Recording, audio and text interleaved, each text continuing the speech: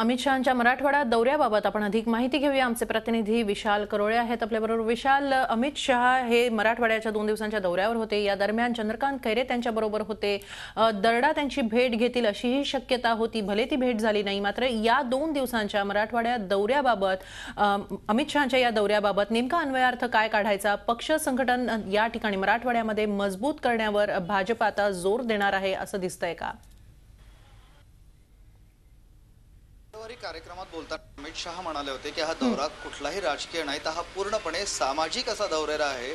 फक्त कार्यासाठी मी मात्र त्यांच्या एकूणच दौऱ्याच्या रूप आणि केलेल्या भाषणातून हा दौरा पूर्णपणे राजकीयच होता हे आता सिद्ध झालेलं आहे। काल साखर कारखान्याच्या हंगामाच्या शुभारंभ प्रसंगी बोलताना त्यांनी अप्रत्यक्षपणे चंद्रकांत खैरे आणि संदीप पानसरे जे शिवसेनेचे नेते आहेत त्यांना भाजपमध्ये येण्याचं जणू आमंत्रणच दिलं। तर आज औरंगाबादमध्ये राजेंद्र दरडांना भेटण्याचं त्यांनी नक्की केलं होतं। खरं तर सकाळपासून राजेंद्र दरडांकडे जाण्याचा तुमचा प्रोग्राम पूर्णतः फिक्स होता। त्यानंतर दुपारी 2ची वेळ सुद्धा ठरलेली होती।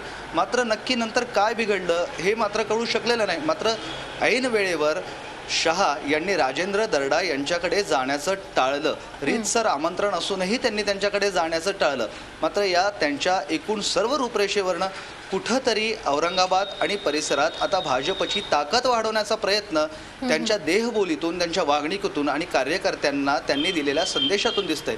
औरंगाबाद तसा हा शिवसेनेचा गड म्हटला जातो। नेहमीच शिवसेना इथे जास्त आक्रमक राहिले। यावेळेस मराठवाड्यात एकूणच भाजपला यश जरी मिळालं असलं तरी ही एक विशेष लाट होती असं आपल्याला म्हणता येईल आणि त्याचा फायदा भाजपला झाला।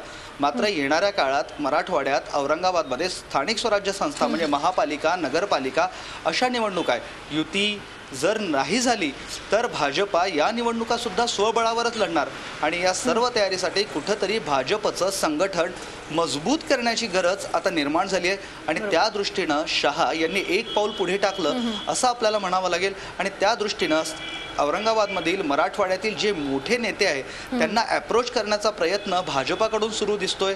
खुद्द रावसाहेब दानवेंनी सुद्धा सांगितलं की काँग्रेसचे अनेक बडे नेते त्यांच्या संपर्कात आहेत। त्यामुळे कुठंतरी बड्या नेत्यांना आयात करायचं आणि पुन्हा येणाऱ्या निवडणुकीत भाजपचा वरचष्मा सर्वच पक्षांवर दाखवायचा असाच भाजपचा आता एकूणच योजना दिसते।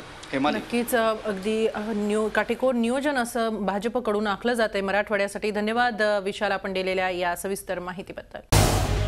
झी 24 तास रहा एक पाऊल पुढे।